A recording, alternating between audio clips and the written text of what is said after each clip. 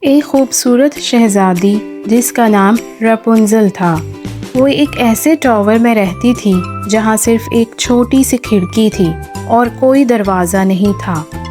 Tower کے نیچے ایک گہری کھائی تھی اور ارد گرد گھنا جنگل تھا۔ رپنزل کے لمبے سنہرے بال تھے جو ٹاور کی اونچائی سے بھی لمبے تھے۔ رپنزل کو ٹاور میں ایک جادوگر نے قید کیا ہوا تھا۔ جادوگر کا نام گوتھل تھا۔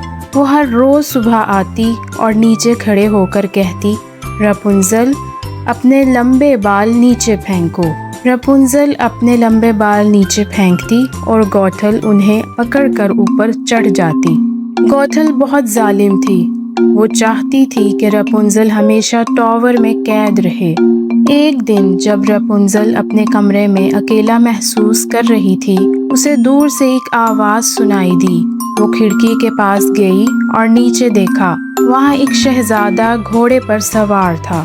اس کا نام رایان تھا۔ رایان نے رپنزل کو دیکھا تو وہ اس کی خوبصورتی پر فدا ہو گیا۔ تم کون ہو؟ رایان نے پوچھا۔ میں ہوں رپنزل، اس نے جواب دیا۔ یہاں سے باہر نکلنے کا کوئی راستہ نہیں ہے۔ رایان نے کہا، میں تمہاری مدد کروں گا۔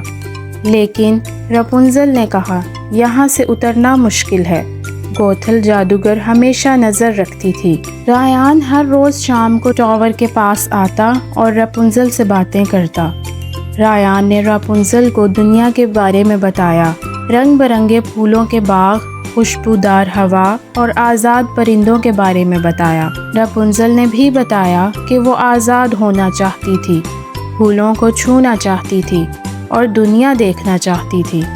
ایک دن رایان نے کہا، میں تمہیں یہاں سے نکال کر لے جاؤں گا، تم میرے ساتھ چلو گی؟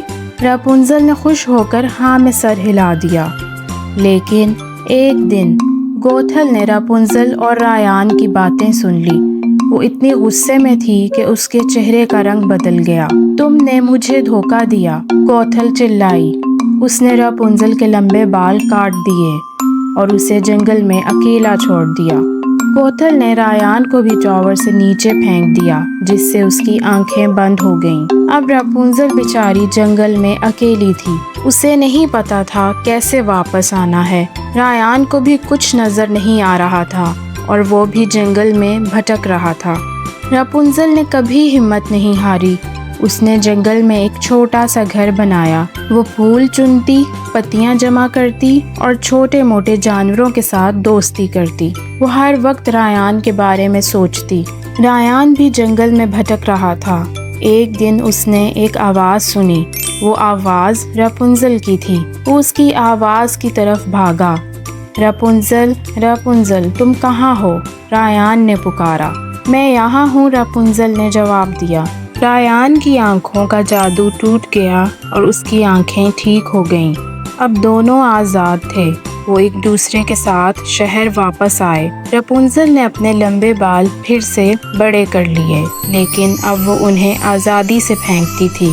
رایان اور رپنزل نے شادی کر لی۔ انہوں نے ایک بڑے باغیچے والا گھر بنایا جہاں ہر طرح کے پھول کھلتے تھے۔ رپنزل کو آخر کار وہ آزادی مل گئی جو وہ چاہتی تھی۔ گوتھل کا کیا ہوا؟ وہ کبھی بھی واپس نہیں آئی۔ لوگ کہتے ہیں کہ وہ اپنے آپ کو شرمندہ محسوس کرتی ہے اور کسی اور جنگل میں چھپی ہوئی ہے۔ بچوں، یہ کہانی ہمیں سکھاتی ہے کہ ہمت کبھی نہیں ہارنی چاہیے۔ رپنزل نے مشکل وقت میں بھی ہمت دکھائی اور آخر کار خوش رہنے لائق بنی۔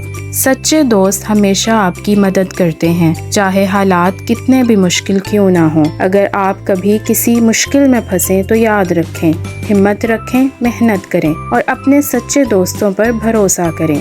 آخر آپ کو ضرور کامیابی ملے گی۔